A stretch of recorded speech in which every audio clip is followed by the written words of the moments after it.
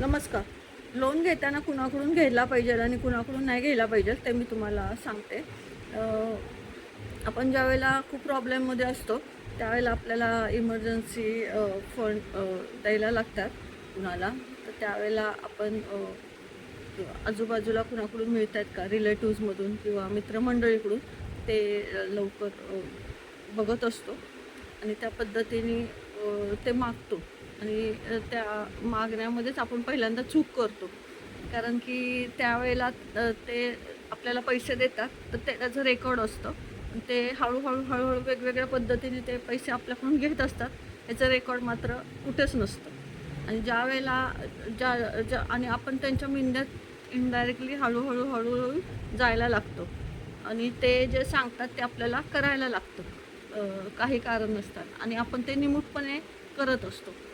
आणि ते मग महिना, 2 महिना, 6 महिने, वर्ष, 2 वर्ष या पद्धतीने मोठमोठ्या रकमा आपल्याकडून वेगवेगळ्या पद्धतीने काढतात. आणि एवढं सगळं काढून पण आपण जे रिटर्न देतो त्यांना, तर त्याचं कुठेही नोंद नसते आणि त्यांच्या मते आपण त्यांना 0 पैसे रिटर्न दिलेले असतात.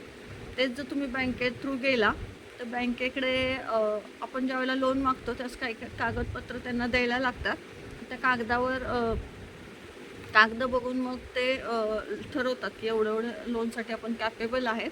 मग तो EMI आणि मुदत ती ठरली जाते आणि त्या पद्धतीने आपण त्यांना ते पैसे महिन्याला तो EMI स्वरूपात ते आपल्या अकाउंटमधून कट होतात आणि तो पिरियड झाला की त्या लोन संपतं आणि ते आपल्याला सर्टिफिकेट देतात की लोन क्लोज झालं. तसं पर्सनल बाबतीत ज्यावेळेला आपण रिलेटिव्हज किंवा आजूबाजूकडून लोन उचलतो, त्यावेळेला किती 700-800 पटीने ज्यावेळेला आपण त्यांना पैसे देतो, तरी पण त्याची कुठेही नोंद नसते. त्यांच्या मते आपण त्यांना 0 रिटर्न दिलेले असतात. तर अशा गोष्टीपासून आपण सावध राहिलं पाहिजे आणि ज्यावेळेला आपल्या लक्षात येतं, की आपण आता फसत चाललोय आणि आपल्याकडून भरपूर रक्कम उकळली जाते आणि त्यावेळेला ती गोष्ट येते, त्यावेळेला तुम्ही तुमच्याकडे फंड नसतील, तर बँकेकडून लोन काढा आणि त्या व्यक्तीला पैसे द्या आणि त्याच्यावर रिमार्क लिहा, की लोन रिटर्न म्हणून. ज्यावेळेला आपण एखादा व्यवहार करतो त्यावेळेस बँकेला रिमार्क दिलं ना, ते ते रिमार्कमध्ये टाकतात, की काय कारणासाठी आपण ते पैसे समोरच्या व्यक्तीला दिलेत. तर आपल्याला लिहायचं आहे, की लोन रिटर्न. लोन रिटर्न मग ती व्यक्ती परत जर म्हटली, की आता अजून पण काही पैसे दिलेले नाही आहेत, एवढं सगळं आपण बँकेचं तर आपल्याकडे लीगली प्रूफ राहतो, की आम्ही तुला हे पैसे दिलेले आहेत आणि आपण ते पोलिसात दाखवून त्या व्यक्तीवर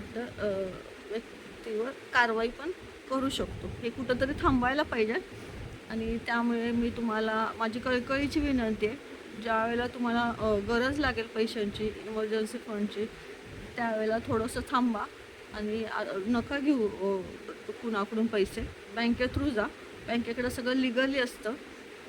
आता तुमचे 2 पैसे त्या पिरियडमध्ये जातात, पण निदान किती 17-18% जातील. पण हे जे 700-800 पटीने जात आहेत ते तरी थांबतील आणि कुठेतरी ते लोन कमी पिरियड हे आयुष्यभर जरी लोन फेडलं, तरी ते त्या पद्धतीनेच राहील. त्याच्यामुळे आता सगळ्यांनी सावध राहायचं आहे आणि आपल्याला नाही घ्यायचं आता असं लोन कुणाकडून आणि आपल्याला इमर्जन्सी लागेल त्यावेळेला बँकेकडूनच घ्यायचं आहे. बँकेकडे कसं व्यवस्थित कागदपत्रांची नोंद राहते.